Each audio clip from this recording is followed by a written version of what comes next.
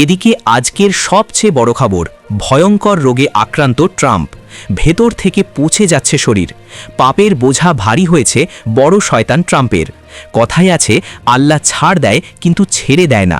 থাকছে বিস্তারিত প্রতিবেদনে। এখন বারবার যে আলোচনাটা সামনে এসছে সেটা হলো, ইরান যুদ্ধে যুক্তরাষ্ট্র কি ফেসে গেল? ইরানের যে কৌশল, সে কৌশল সামাল দিতে পারছে না। কারণ ইরান শুধুমাত্র তার যে রক্ষণাত্মক ভূমিকাই নেই, যে সে শুধু হামলা মোকাবেলা করছে, হামলার প্রেক্ষিতে সে শুধুমাত্র ইসরায়েলে কয়েকটা ক্ষেপণাস্ত্র ছুটছে তা না, সমস্ত মধ্যপ্রাচ্যের সমস্ত অঞ্চলে ছড়িয়ে দিয়েছে একভাবে, যে মার্কিন লক্ষ্যবস্তুকে সামনে রেখে।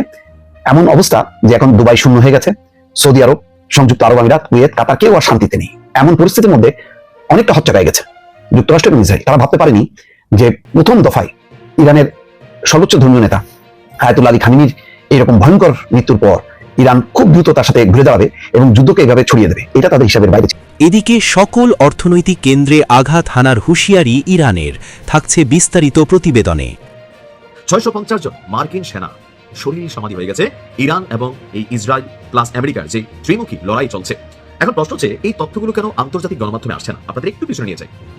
এই যুদ্ধটার শুরুর দিন ডোনাল্ড ট্রাম্প একটা বক্তব্য দিয়েছিল যে এই লড়াইয়ে কিছু মার্কিন সেনা মারা যাবে। আর এই কথা বলার পর পুরো মার্কিন জুড়ে, আমেরিকা জুড়ে তাদের নাগরিকরা প্রোটেস্ট করছিল যে, বাবা তোমার লড়াই তুমি লড়ো, খামাখা একটা দেশের সাথে লড়াই করতে গিয়া আমার সন্তান তো পেটের দায়ে চাকরি করতেছে বাহিনীতে, কেউ তো আমাদের উপরে হামলা চালায় নাই, আমরা কেন ওইখানে গিয়ে নিজেদের সন্তানদের জীবন বলে দিব? এদিকে ওয়াশিংটন পর্যন্ত গিয়েছে ইরানের শাহেদ ড্রোনের ভয়। এই ড্রোন ঠেকানো যাচ্ছে না, আমেরিকার স্বীকারোক্তি। থাকছে বিস্তারিত প্রতিবেদনে।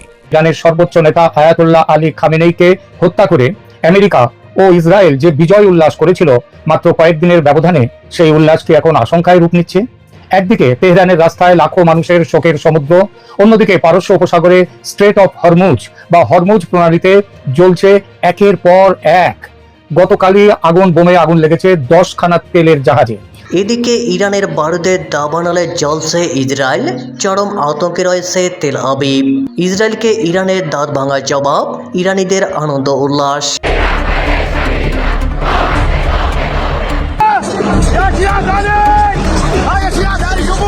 এদিকে এবার রাজপথে নেমে গেছে ইরানিরা, আত্মসমর্পণ নয় প্রতিশোধ প্রতিশোধ স্লোগানে উত্তাল।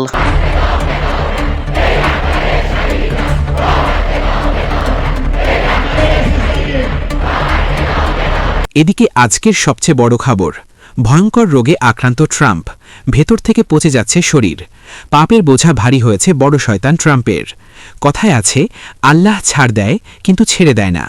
সম্প্রতি যুক্তরাষ্ট্রের প্রেসিডেন্ট ডোনাল্ড ট্রাম্পের বেশ কিছু ক্লোজ আপ ছবি সামাজিক যোগাযোগ মাধ্যমে ভাইরাল হওয়ার পর তার শারীরিক অবস্থা নিয়ে বিশ্বজুড়ে শুরু হয়েছে তুমুল বিতর্ক। ছবিতে তার ঘাড় এবং হাতে স্পষ্ট লাল দাগ ও ক্ষতচিহ্ন দেখা গেছে। নেটিজেনদের কেউ কেউ এটিকে ভেতর থেকে পচে যাওয়া বা ভয়ঙ্কর সংক্রামক ব্যাধি হিসেবে আখ্যা দিলেও হোয়াইট হাউস একে ভিন্নভাবে ব্যাখ্যা করছে। ভাইরাল হওয়া ছবিতে ট্রাম্পের ডান এবং বাম হাতে কালচে বেগুনি রঙের দাগ দেখা গেছে। অনেকেই আশঙ্কা করেছিলেন এটি সিফিলিস বা অন্য কোনো রক্তজনিত সমস্যা। হোয়াইট হাউসের পক্ষ থেকে জানানো হয়েছে, ট্রাম্প হৃদরোগ প্রতিরোধের জন্য উচ্চমাত্রায় অ্যাসপিরিন গ্রহণ করেন। এই ওষুধ রক্ত পাতলা করে, যার ফলে সামান্য আঘাতেই, যেমন অতিরিক্ত হাত মেলানো বা টেবিলের কোনায় ঘষা লাগা, বয়স্ক চামড়ায় এমন কালশিটে বা কালচে দাগ পড়া স্বাভাবিক। ভাইরাল ছবিগুলোতে ট্রাম্পের ঘাড়ের ডান পাশে লাল রঙের ফুসকুড়ি বা র্যাশ দেখা যায়। অনেকে একে শিঙ্গলস বা হার্পিস জস্টার মনে করছেন। আকাশজুড়ে বারুদের উত্তাল গর্জন, দিকে দিকে লেলিহান শিখার প্রলয় নাচন। মাটির বুক চিরে উঠে এসেছে কেবলই ধ্বংস আর হাহাকার। শান্ত শহরগুলো মুহূর্তেই পাল্টে গেছে এক বিভৎস শ্মশানে। বাতাসের প্রতিটি কম্পন যেন বয়ে এনেছে মহাপ্রলয়ের সংকেত। কোনো আলাপ নয়, কোনো সমঝোতা নয়, পুরো দিগন্ত ছেয়ে গেছে কেবলই জিঘাংসা আর রণহুঙ্কারে। এক পৈশাচিক উন্মাদনায় কেঁপেছে ধরিত্রী, যেখানে প্রতিটি মুহূর্ত বার্তা দিয়েছে চূড়ান্ত ধ্বংসের।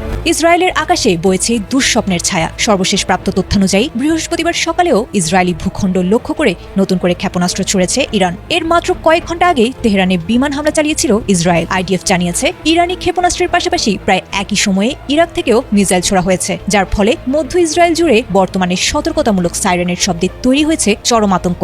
এই সংঘাতের সূত্রপাত ঘটেছিল শনিবার থেকে, যখন যুক্তরাষ্ট্র ও ইসরায়েল যৌথভাবে ইরানে বড় ধরনের সামরিক অভিযান শুরু করেছিল। মার্কিন প্রেসিডেন্ট ডোনাল্ড ট্রাম্প জানিয়েছিলেন, ইরানে বড় ধরনের যুদ্ধের অভিযান শুরু হয়েছে। এর জবাবে মঙ্গলবার ইরান একযোগে কয়েকশো ব্যালিস্টিক ক্ষেপণাস্ত্র ছুড়ে কাঁপিয়ে দিয়েছিল তেল আবিব ও দক্ষিণ ইসরায়েল। বুধবার রাত 11টার দিকেও ইরান দুটি মিসাইল ছুড়েছিল, যার প্রভাবে মধ্য ইসরায়েলে বেজে উঠেছিল সতর্কতামূলক সাইরেন। তেহরানের হুঁশিয়ারি অনুযায়ী বর্তমানে যুক্তরাষ্ট্র ও ইসরায়েলের সব স্বার্থ তাদের বৈধ লক্ষ্যবস্তু। ইতোমধ্যে কাতার, কুয়েত ও বাহরাইনের মার্কিন ঘাঁটিতেও হামলার খবর দিয়েছে সংবাদ মাধ্যম আল জাজিরা। বিশ্লেষকদের মতে মধ্যপ্রাচ্যের এই পাল্টাপাল্টি রক্তক্ষয়ী হামলা বর্তমান বিশ্বকে ঠেলে দিয়েছে এক চরম অনিশ্চয়তার দিকে। এদিকে সকল অর্থনৈতিক কেন্দ্রে আঘাত হানার হুঁশিয়ারি ইরানের। মার্কিন ও ইসরায়েলি হামলা অব্যাহত থাকলে মধ্যপ্রাচ্যের সব অর্থনৈতিক কেন্দ্র লক্ষ্য করে পাল্টা আঘাত হানার হুঁশিয়ারি দিয়েছে ইরান। এমন সতর্ক বার্তা দিয়েছেন ইসলামিক রেভলিউশনারি গার্ড কোর বা IRGC এর জেনারেল ইব্রাহিম জাব্বারি। এই সংবাদ জানিয়েছে কাতার ভিত্তিক সংবাদ মাধ্যম আল জাজিরা। ইরানি বার্তা সংস্থা Islamic Republic news agency ISNA এর বরাতে জাব্বারি বলেন, শত্রুপক্ষ যদি আমাদের প্রধান কেন্দ্রগুলোতে আঘাত হানার সিদ্ধান্ত নেয়, তবে আমরা অঞ্চলের সব অর্থনৈতিক কেন্দ্র লক্ষ্য করে হামলা চালাব। তিনি আরও দাবি করেন, ইরান হরমুজ প্রণালী বন্ধ করে দিয়েছে। তার ভাষ্য, বর্তমানে তেলের দাম $80 ওপরে, যা শীঘ্রই $200 পৌঁছবে। বিশ্ব জ্বালানি বাজারে গুরুত্বপূর্ণ নৌপথ স্ট্রেইট অফ হরমুজ দিয়ে বিশ্বের মোট বাণিজ্যিক তেলের প্রায় 1/5 পরিবাহিত হয়। প্রতিদিন বৈশ্বিক তেল ব্যবহারের প্রায় 20%, প্রায় 20 কোটি ব্যারেল এই সংকীর্ণ প্রণালী দিয়ে অতিক্রম করে। এছাড়া কাতার ও সংযুক্ত আরব আমিরাত থেকে বিপুল পরিমাণ তরলীকৃত প্রাকৃতিক গ্যাস রপ্তানিও এ পথেই হয়ে থাকে। বিশ্লেষকদের মতে হরমুজ প্রণালী বন্ধ বা অচল হয়ে পড়লে বৈশ্বিক জ্বালানি সরবরাহে বড় ধরনের ধাক্কা লাগতে পারে এবং আন্তর্জাতিক বাজারে তেলের দাম দ্রুত ঊর্ধ্বমুখী হতে পারে। এদিকে ওয়াশিংটন পর্যন্ত পৌঁছে গিয়েছে ইরানের শাহেদ ড্রোনের ভয়ে। এই ড্রোন ঠেকানো যাচ্ছে না স্বীকারোক্তি আমেরিকার। ইরানের শাহেদ ড্রোনকে রীতিমতো ভয় পাচ্ছে আমেরিকা। যেভাবে স্বল্পমূল্যের এই ড্রোন একের পর এক মার্কিন লক্ষ্যবস্তুতে আঘাত হানছে, তাতে আমেরিকার কর্তা ব্যক্তিদের এতে ভয় না পাওয়ার কোনো কারণ নেই। শুধু শাহেদ ড্রোন না, ফাতা ড্রোন এবং ফুরন শহরের মতো মিসাইলগুলোর রীতিমতো চিন্তার ভাঁজ ফেলেছে আমেরিকানদের কপালে। খোদ মার্কিন প্রশাসনের উচ্চ পদস্থ কর্মকর্তারাই স্বীকার করেছেন সব ড্রোন প্রতিহত করা অসম্ভব। তাহলে কি সামরিক শক্তিতে শ্রেষ্ঠত্বের দাবি করা আমেরিকা বাস্তবতার মুখোমুখি? ট্রাম্প প্রশাসনের রুদ্ধদ্বার বৈঠকে শীর্ষ কর্মকর্তারা আইন প্রণেতাদের সামনে স্বীকার করেছেন ইরানের শাহেদ আক্রমণাত্মক ড্রোন এখন বড় চ্যালেঞ্জ। মার্কিন প্রতিরক্ষা মন্ত্রী স্বীকার করেছেন যে ড্রোনগুলো প্রত্যাশার চেয়ে বেশি কার্যকর এবং সবগুলো ঠেকানো অসম্ভব। প্রশ্ন হলো, শাহেদ ড্রোন নিয়ে কেন এত ভয়? ইরানের শাহেদ ড্রোন নিচু উচ্চতায় ধীর গতিতে উড়ে। এর লো স্লো কৌশলই তাদের সবচেয়ে বড় শক্তি। ব্যালিস্টিক ক্ষেপণাস্ত্র উচ্চ গতিতে আসে এবং রাডারে ধরা পড়ে, কিন্তু শাহেদ ড্রোন রাডারে নিচ দিয়ে উড়ে গিয়ে লক্ষ্যবস্তুতে আঘাত হানে। মার্কিন সিনেটর মার্ক স্পষ্ট করে বলেছেন, ইরান বিপুল সংখ্যায় ড্রোন ও ক্ষেপণাস্ত্র তৈরি করতে পারে। এক সময় এটা গাণিতিক সমস্যায় পরিণত হবে, অর্থাৎ ইন্টারসেপ্টারের সংখ্যা সীমিত, কিন্তু ইরানের ড্রোনের ঢল অব্যাহত। শাহেদ ড্রোন তুলনামূলক সস্তা, দ্রুত তৈরি করা যায় এবং একসঙ্গে শত শত উৎক্ষেপণ সম্ভব। এটি একটি অ্যাটাক কৌশল, অর্থাৎ একযোগে এত বেশি হামলা যাতে প্রতিরক্ষা ব্যবস্থা ভেঙে পড়ে। ইরানের ধারাবাহিক ড্রোন ও ক্ষেপণাস্ত্র হামলা আমেরিকার সামরিক লক্ষ্য অর্জনের সক্ষমতাকে স্পষ্টভাবে চ্যালেঞ্জ করেছে। এখন বারবার যে আলোচনাটা সামনে এসছে সেটা হলো, ইরান যুদ্ধে যুক্তরাষ্ট্র কি ফেসে গেল? ইরানের যে কৌশল, সে কৌশল সামাল দিতে পারছে না। কারণ ইরান শুধুমাত্র তার যে রক্ষণাত্মক ভূমিকাই নেই, যে সে শুধু হামলা মোকাবেলা করছে, হামলার প্রেক্ষিতে সে শুধুমাত্র ইসরায়েলে কয়েকটা ক্ষেপণাস্ত্র ছুটছে তা না, সমস্ত মধ্যপ্রাচ্যের সমস্ত অঞ্চলে ছড়িয়ে দিয়েছে একভাবে, যে মার্কিন লক্ষ্যবস্তুকে সামনে রেখে। এমন অবস্থা যে এখন দুবাই শূন্য হয়ে গেছে, সৌদি আরব, সংযুক্ত আরব আমিরাত, কুয়েত, কাতার কেউ আর শান্তিতে নেই। এমন পরিস্থিতির মধ্যে অনেকটা হচ্চকায় গেছে যুক্তরাষ্ট্র এবং ইসরায়েল। তারা ভাবতে পারেনি যে প্রথম দফায় ইরানের সর্বোচ্চ ধর্মীয় নেতা আয়াতুল্লাহ আলী খামেনির এরকম ভয়ঙ্কর মৃত্যুর পর ইরান খুব দ্রুত তার সাথে ঘুরে দাঁড়াবে এবং যুদ্ধকে এভাবে ছড়িয়ে দেবে। এটা তাদের হিসাবের বাইরে ছিল। মার্কিন যুক্তরাষ্ট্রের কৌশল আগে কি ছিল? তারা বারবার চাইছিল যে শাসন ব্যবস্থার পরিবর্তন, রেজিম চেঞ্জ। সেই জন্য তারা কিছুদিন আগে যে বিক্ষোভ, যেখানে 25-30 হাজার মানুষ মারা গেল, সেই বিক্ষোভকে তারা উৎসাহিত করেছে, সাপোর্ট দিয়েছে এবং মানে বিক্ষোভকারীদের বিরুদ্ধে কোনো রকম ব্যবস্থা যাতে না নেওয়া হয় সেই ব্যাপারে তারা হুমকি ধামকি দিয়েছে ইরানকে, এবং বারবার মানে ইরানের জনগণকে বিদ্রোহ করার জন্য তারা আহ্বান জানিয়েছে। এবারও তাদের ধারণা ছিল যে খামেনির মৃত্যুর পর জনগণ রাস্তায় নামবে এবং এই শাসন ব্যবস্থার বিপক্ষে তারা রুখে দাঁড়াবে, আভ্যন্তরীণভাবে এমন বিক্ষোভ হবে, সেই সাথে ইসরায়েল এবং আমেরিকার হামলা মিলে শাসন ব্যবস্থার পরিবর্তন। এখন দেখা যাচ্ছে পুরো পরিস্থিতি ঘুরে গেছে। এখন আর কোনো বিক্ষোভ নেই, এখন ইরানের জনগণ ঐক্যবদ্ধ হয়েছে এবং তারা মার্কিন ইসরায়েলের এই হামলার বিরুদ্ধে সোচ্চার জনমত গড়ে উঠেছে। ফলে এখন আগে যেভাবে তারা চিন্তা করেছিল খুব দ্রুত সময়ের মধ্যে আমেরিকা ইরানের শাসন ব্যবস্থা পরিবর্তন হবে, এখন দেখা যাচ্ছে না। এটা রীতিমতো একটা দীর্ঘস্থায়ী যুদ্ধে তাদের অংশ নিতে হচ্ছে, যেটা মার্কিন যুক্তরাষ্ট্র কোনোভাবে প্রস্তুত না। রিপাবলিকানদের বক্তব্য হচ্ছে আমেরিকা ফার্স্ট, অর্থাৎ আমেরিকা নিয়েই থাকবে রিপাবলিকানরা, এটাই তাদের স্বপ্ন। সেই স্বপ্ন এখন দুঃস্বপ্নে পরিণত হচ্ছে। ট্রাম্প এখন এমন প্যাচের মধ্যে পড়ছে নেতানিয়াহুর কৌশলে বা চাপে পড়ে, যে এখন সে সরে আসতে পারছে না। আবার এই মুহূর্তে সরে আসাটাও তার জন্য খুব লজ্জাজনক। নানা মিত্রদের মাধ্যমে, মধ্যপ্রাচ্যের নানা দেশের মাধ্যমে এখন সমঝোতার প্রস্তাব পাঠানো হচ্ছে, কিন্তু ইরান তাতে সাড়া দিচ্ছে না। ইরানের সাড়া দেওয়ার মতন অবস্থা নেই, কারণ প্রথম দফায় যে পরিমাণ ক্ষয়ক্ষতি হয়েছে, তাদের প্রধান ধর্মীয় নেতাকে জীবন দিতে হয়েছে, এরপরে আর সমঝোতার কোনো রাস্তা নেই। ফলে ইরান আর সমঝোতার পথেও যাচ্ছে না। আবার আমেরিকা লম্বা সময় ধরে যুদ্ধ করবে, এই যুদ্ধ পরিচালনা ব্যয় এত ব্যাপক, যেটা মানে হজম করা কঠিন। আভ্যন্তরীণভাবে উল্টা আমেরিকার ভেতরেই নীতি নির্ধারকরা কংগ্রেসে, সিনেটে সেখানে প্রশ্ন উঠতেছে যে কেন ডোনাল্ড ট্রাম্প একক সিদ্ধান্তে এই ধরনের যুদ্ধে জড়ালো।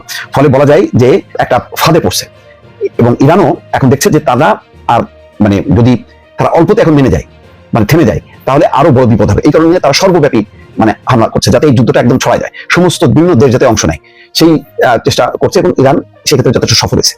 যুক্তরাষ্ট্রের যারা আরব মিত্ররা, যুক্তরাষ্ট্রের আরব মিত্ররা দেখছে যে এমন ভয়ঙ্কর পরিস্থিতি ইরান তৈরি করছে, যেখানে তারা আসলে আমেরিকার কাছ থেকে প্রোটেকশন পাচ্ছে না, বরং বিভিন্ন জায়গায় আমেরিকানরা আছে মধ্যপ্রাচ্যে, তাদেরকে বলা হচ্ছে দ্রুত মিডল ইস্ট ছেড়ে দাও। 14টা দেশ থেকে চলে যেতে বলছে মার্কিন যুক্তরাষ্ট্র, 15টা দেশ।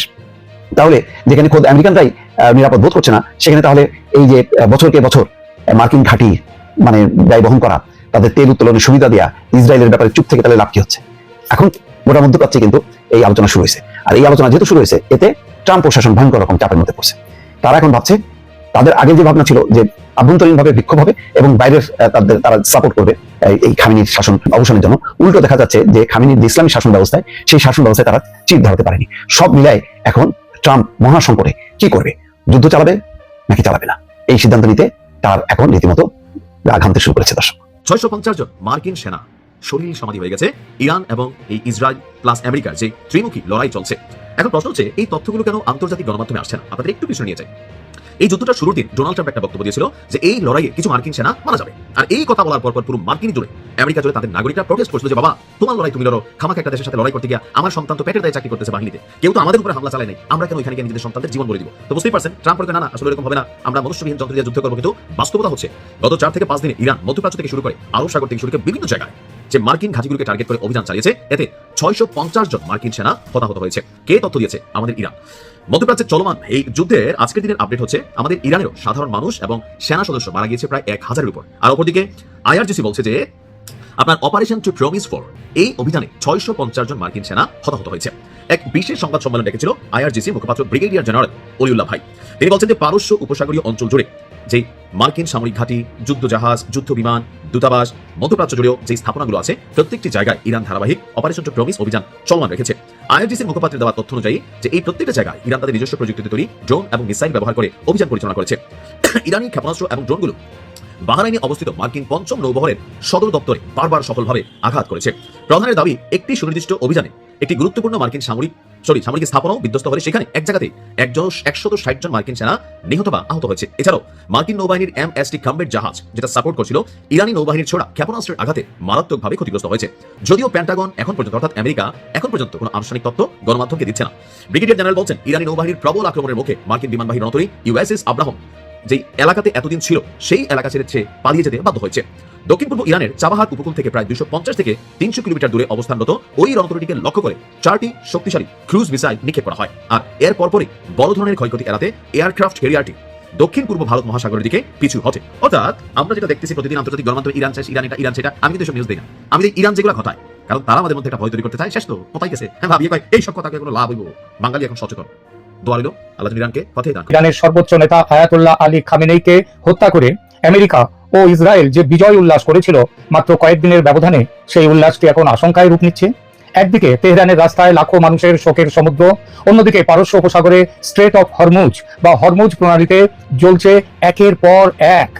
গতকালই বোমে আগুন লেগেছে 10খানা তেলের জাহাজে। সব মিলিয়ে পরিস্থিতি এখন নিয়ন্ত্রণের বাইরে। আজ আমরা বিশ্লেষণ করব কেন বলা হচ্ছে যে ইরানকে দমাতে গিয়ে উল্টো ফেসে গেছে আমেরিকা ও ইসরায়েল, এবং সেই সঙ্গে বিপদ ঘনিয়ে এসেছে সারা বিশ্বের কাছে সামনে, শুধুমাত্র আরব মধ্যপ্রাচ্য নয়, সারা বিশ্ব। কেন ইরানের প্রত্যাঘাতকে বিশ্ব বিশ্লেষকরা সাফল্য হিসেবে দেখছেন? প্রথমে দেখি অপারেশন এপিক ফিউরি কেন সাফল্যের আড়ালে একটা ভুল।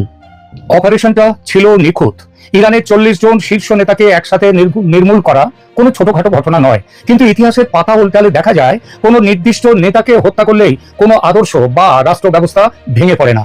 বিশ্লেষকরা বলছেন আমেরিকা ভেবেছিল খামেনেই না থাকলে ইরানিরা রাজপথে নেমে উৎসব করবে এবং শাসন ব্যবস্থা মুহূর্তেই ধসে পড়বে, কিন্তু বাস্তবে দেখা গেল উল্টো ছবি। এই মিসক্যালকুলেশন কি ট্রাম্প প্রশাসনের জন্য বুমেরাং হয়ে দাঁড়ালো? কেননা আয়াতুল্লাহ আলী খামেনেইয়ের শূন্য আসনে বসবেন তার পুত্র মোস্তাফা খামেনেই ঠিক হয়ে গেছে। এর অর্থ নেতৃত্বের যে শূন্যতা আশা করেছিল আমেরিকা সেটা সফল হলো না। কিন্তু এর চেয়ে বড় বিষয় হলো ইরানের প্রত্যাঘাত। রণকৌশলে ইরানের বড় জয়। ইরান হাত গুটিয়ে বসে থাকেনি। তাদের সবচেয়ে বড় শক্তি ব্যালিস্টিক মিসাইল এবং সুপারসনিক ড্রোন।